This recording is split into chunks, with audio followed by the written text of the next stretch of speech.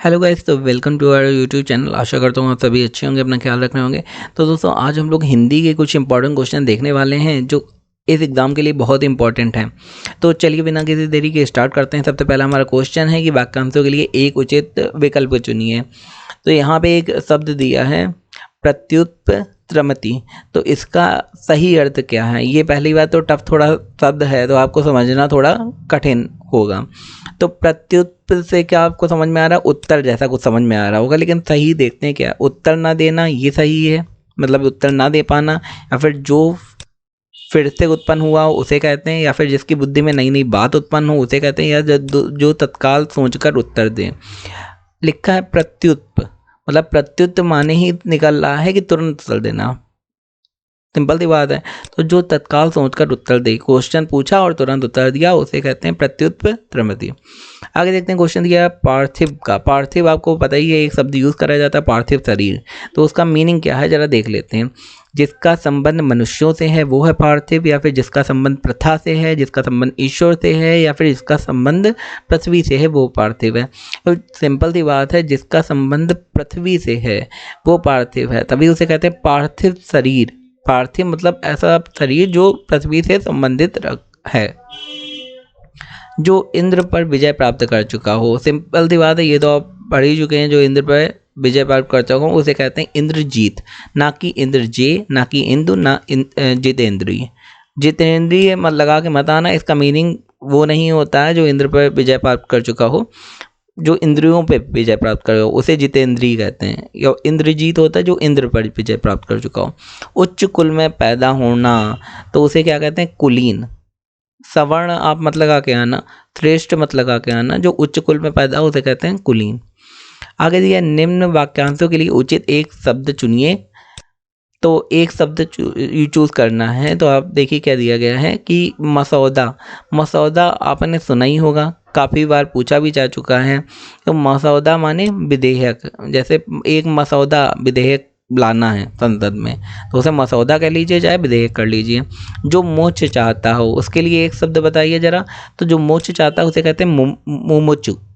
ठीक है, इसमें कंफ्यूज मत होना, मुमुक्षु ही कहते हैं, मुमुक्ष नहीं कहते हैं। मुमुक्षु मतलब तीनों में ऊ की मात्रा लगेगी, इससे आपको याद रखना है। जिस प्रमाण द्वारा सिद्ध ना किया जा सके उसके लिए एक शब्द बताइए।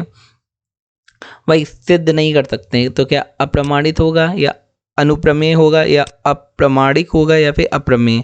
तो इसका सही आंसर हो जाएगा अप्रमेय। तो दोस्तों, ये क्वेश्चन आपको पता नहीं होंगे, जैसे आप अप्रमाणित लगाएंगे तो आपका रॉन्ग हो जाएगा, अप्रमेय लगा के आएंगे। गिरा हुआ के लिए एक शब्द बताइए। जो इंसान गिरा हुआ है तो उसे क्या धराशायी कहेंगे, या फिर पालकी कहेंगे, या पतित कहेंगे, या फिर कुछ और कहेंगे? तो देखते हैं। तो जो गिरा हुआ है उसके लिए हम लोग क्या यूज़ करेंगे? पतित। पतित यहाँ पे करेक्ट हो जाएगा। आगे देखते हैं क्वेश्चन। जिसकी आशा ना की गई हो, मतलब ये तो सिंपल सा है, अप्रत्याशित कहते हैं उसे, जिसकी आपने आशा नहीं करी है। पृथ्वी के तीन और पानी वाला स्थान, मतलब तीनों और पानी है तो ऐसा स्थान क्या कहते हैं? प्रायद्वीप। द्वीप नहीं कहते हैं उसे, प्रायद्वीप कहते हैं, जिसके चारों ओर पानी पानी होता है। जिसके पास कुछ भी ना हो उसे कहते हैं अकिंचन। क्या कहते हैं? अकिंचन। विशिष्ट अवसर पर विशिष्ट लोगों के समक्ष दिया गया विद्वतापूर्ण भाषण क्या कहलाता है? उसे कहते हैं अभिभाषण। जैसे हम लोग कहते हैं ये अब अपना अभिभाषण प्रस्तुत करेंगे, मतलब विशिष्ट लोगों के बीच में विशिष्ट भाषण दिया जाना। आदि से अंत तक इसका क्या होगा? उसे क्या कहते हैं? अद्योपांत। आदि से अंत तक मतलब आद्योपांत। जंगल में लगने वाली आग ऐसे एक शब्द के क्रम में है, तो सही विकल्प चुनिए। तो जंगल पे लगने वाली आग को क्या कहते हैं? दावानल। ठीक है। जहाँ लोगों का मिलन हो डैश है एक शब्द के क्रम में चुनिए। भाई जहाँ लोगों का मिलन हो उसे क्या कहते हैं? सम्मेलन। सम्मेलन का मतलब आप हिंदी में अभी तक नहीं पता होगा, ये समझिए जहाँ लोगों का मिलन होता है उसे सम्मेलन कहते हैं। जो व्याकरण जानता है डैश है एक शब्द के क्रम में लिखिए। भाई जो व्याकरण जानता है उसे क्या कहते हैं? व्याकरण। शास्त्री नहीं कहते हैं, व्याकरणविद नहीं कहते हैं, व्याकरण। किसी प्रतियोगिता में विजयी होने पर दिया जाता है, तो क्या दिया जाता है? पुरस्कार, पारितोषिक दिया जाता है, या फिर उपहार दिया जाता है, या फिर प्रेमोपहार दिया जाता है तो पारितोषक उसे कहते हैं जो किसी विजयी होने पर प्रतियोगिता में आपको मिलता है। सही हिंदी चूज करें, पुरस्कार भी कहते हैं लेकिन बिल्कुल सही हिंदी में क्या कहेंगे?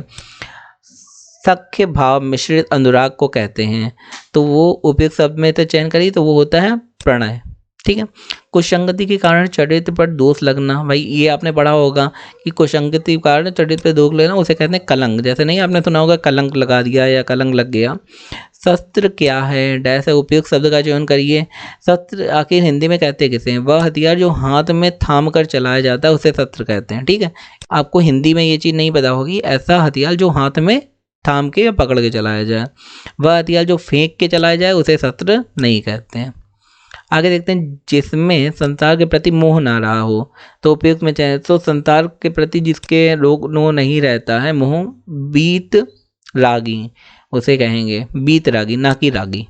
जो कभी बूढ़ा ना हो, तो ये सिंपल है, ये अजर और अमर आपने सुना होगा। जो बूढ़ा ना हो उसे अजर कहते हैं और जो मरे ना वो उसे अमर कहते हैं। जो कानून के विरुद्ध हो, उपयुक्त शब्द का चयन करिए भाई। जो कानून के विरुद्ध हो वो अवैध कहते हैं। वैधानिक और संवैधानिक ये तो बिल्कुल साथ वाला है, निरुद्ध एक कह सकते हैं लेकिन सही शब्द है अवैध।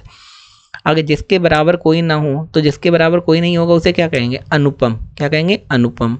आगे, जंगल में लगने वाली आग को क्या कहते हैं? अभी मैंने बताया दावानल। मिथिलेश कुमारी किसे कहते हैं? मिथिलेश कुमारी किसी इंसान के लिए इन्होंने बोला है, तो मिथिलेश कुमारी कहते हैं। मिथिला से ध्यान आया, मिथिला एक जगह थी तो जहाँ से सीता जी थी, तो उन्हें मिथिलेश कुमारी को सीता जी के लिए कहा गया है। दोस्तों आशा करता हूँ आपको ये वीडियो अच्छा लगा होगा, इन्फॉर्मेटिव लगा होगा। ऐसे ही इन्फॉर्मेटिव वीडियो के लिए हमारे चैनल को लाइक शेयर सब्सक्राइब जरूर करें। धन्यवाद।